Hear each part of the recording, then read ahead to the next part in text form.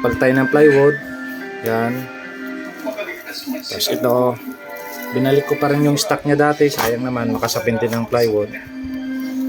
Tapos tinapalan ko nung parang styrofoam. Ito. Tapos sasapin na natin itong binili nating leader. 140 lang isa niyan, isang yarda, bali 2 yarda, kasya na. So ito na ngayon ang finished product natin, oh. Yan na yung finished product natin. Oh. Yan, oh, ayan. Oh. Diba? Tacker lang ginamit ko. Yan. Sana tumagal. So ito, didikitan pa natin to. So, yan lang, kung gusto nyo mag-DIY, Corolla Big Body 2E. So ayun na nga, ito, ilagay na natin to. Ginawa natin sa big body natin, pero nilagyan natin to ng plastic, ha. Papakita ko sa inyo kasi pag hindi natin lagyan ng plastic, masisira po yung board natin na ginamit yung sidings. So ito, parang stock pa rin, nilagyan natin ng plastic, rugby, yan, para kahit tumulan, hindi mababasa yung board natin, yung sidings ng Corolla Big Body natin. So ito siya, ganyan ang ayos niya. Ayan, may butas na rin yung speaker. Ayusin natin to guys, yan.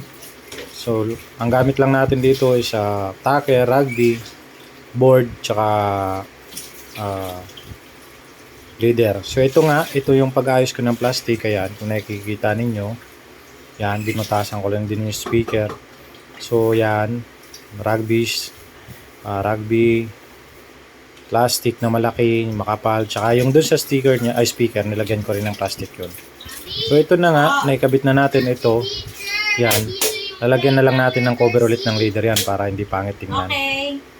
So ayan, ito hindi ko na pinalitan kasi bago pa naman ito. Yan yung speaker natin, may plastic sa loob, may cover naman yan dyan. So lalagyan na natin ng cover mamaya. So ito na nga ang finished product. So ito na yung speaker.